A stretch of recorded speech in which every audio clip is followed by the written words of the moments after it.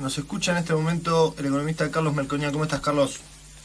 Buen día. ¿Todo ¿Cómo bien? andan todos por ahí? Bien, Muy muy bien, bien, gracias muy por bien, el muy bien. llamado. ¿Cómo andan? Bien, muy bien. Te vamos a preguntar de economía, pero el tema que te imaginarás que estuvo siendo primera plana en este programa fue lo que pasó con Boca River, y como sos futbolero quiero tu opinión.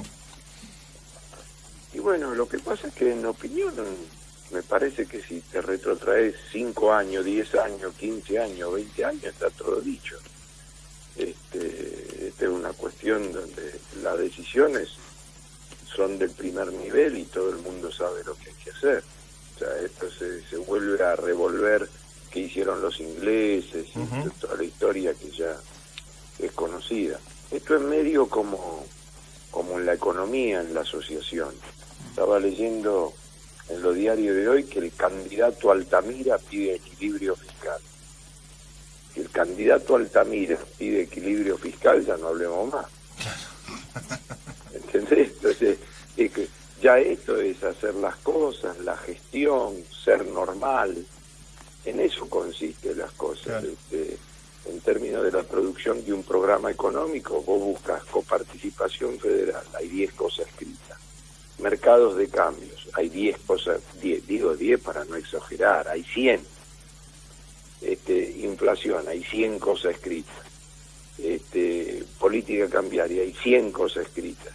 Entonces, lo que vos tenés que hacer ahí es normalizar, gestionarlo, tener un equipo y ser parte de un todo. Acá es lo mismo. O sea, si todo el mundo ya sabe lo que pasa en el fútbol. Todo el mundo. Carlos, hoy... Sí.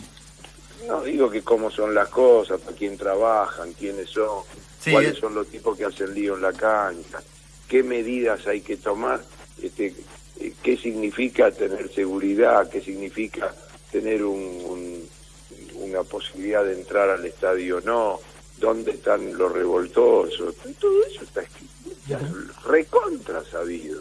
Es una cuestión de voluntad de hacerlo. Carlos, hoy la política se debate entre dos conceptos opuestos, que es el cambio por un lado, la continuidad por el otro. Ahora la pregunta es, ¿hay... ¿qué pasó? Hay un ruidito en una computadora. ¿Hay carretel en el hilo económico para la continuidad de este modelo, si es que se puede llamar modelo? No, yo creo que cuando uno habla de cambio y vos haces la pregunta del carretel, puede ser una pregunta de 30 años, de 10 años o de 1 año. Y en ningún caso hay carretel. Y voy a aclararlo, si querés, primero empezar por la de 30 años, de que en los últimos 30, 40 años se ha hecho lo mismo. Entonces la pregunta del carretel y la pregunta de qué es el cambio puede ir hasta ahí. Eso es ir hasta el hueso. Hasta el hueso no es discutir la asignación universal por hijo, que es de los últimos años. Hasta el hueso es ir a ver cómo normalizar la Argentina y la ponés de nuevo en carrera de un país ágil, competitivo, bien distribuido, en términos de lo que se ha hecho en los últimos 30, 40 años. Entonces vos decís, mirá, no hay más espacio para que lo que estuvieron en los últimos 30, 40 años, que se autotitulan ligados a la privatización y a los mercados libres cuando cae el muro. Luego se autoverticalizan en las nuevas políticas distributivas que nacen como repudio al conservadurismo de los 90 o de los 80 en el mundo. Y ahora resulta que cuando hace falta ir por otra década, también está la capacidad de llamarse o autocolocarse en el medio de las dos cosas. Entonces ahí no hay carretel para eso. Bien. A, B. Para los últimos 10 años tampoco hay carretel, porque en los últimos 10 años, en materia de política económica, han rifado la mejor década de Latinoamérica del siglo. La mejor. O sea, vos me decís, hay carretel para seguir en la línea de Rusia, de China, de Venezuela, de Irán. Entonces ahí me estoy refiriendo a los últimos 10 años. Y si me preguntás si hay carretel para seguir en lo del último año, donde el gasto público crece a 40%, habiendo bajado el gas, que te da la posibilidad de ir bajando por costo, no por ajuste a la gente, el subsidio. Y sin embargo el gasto público vuela.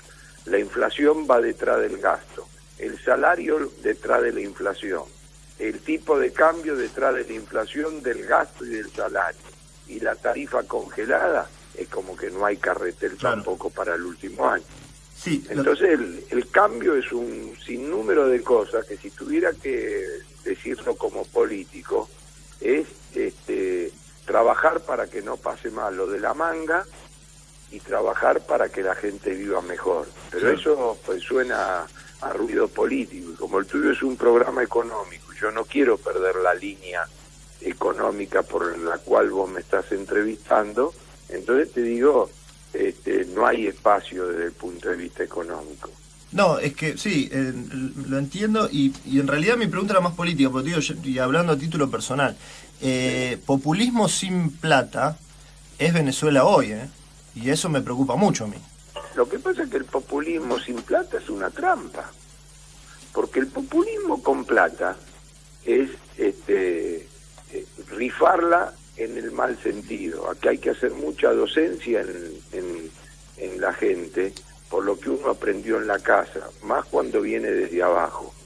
El progreso es que vos empezás a mejorar por distintas razones y podés emplear parte de la mejora, si querés, en gasto corriente, porque te cambia la ropa, porque vas a salir con tu novia a tomar un helado, porque vas a comer afuera, pero vos empezás a pensar en el departamento, vos empezás a pensar en el negocio, vos empezás a pensar en el consultorio. En el largo plazo, sí.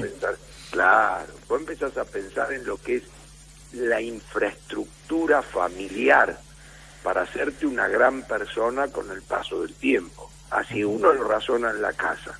Entonces, en el país es lo mismo. Si vos ligás la buena como esta década, vos podés ser un distributivo a secas. ¿Por qué? Bueno, porque cuando ligás la buena vas a tomar el helado y salís a comer afuera y podés comprar la motito. Pero la cultura es la cultura del ahorro, la cultura es la cultura de la infraestructura, la cultura de la obra, la cultura de el crédito hipotecario, la cultura de la alcantarilla, de la cloaca, del asfalto, de la ruta, de la fábrica. Sí, de las distintas concepciones de capital. El problema es que se han depreciado todas, se ha depreciado la infraestructura, se ha depreciado el capital humano, se ha depreciado el capital financiero, se ha depreciado todos los capitales habidos y por haber. Lo que vos llamás despreciado, que yo comparto totalmente, yo lo llamo la descapitalización. La descapitalización y depreciado es lo mismo.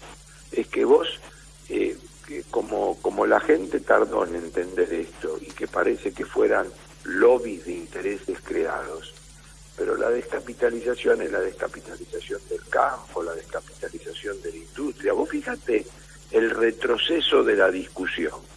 Esta es una década que empezó retrotrayendo la discusión a campo-industria y de grabar al campo para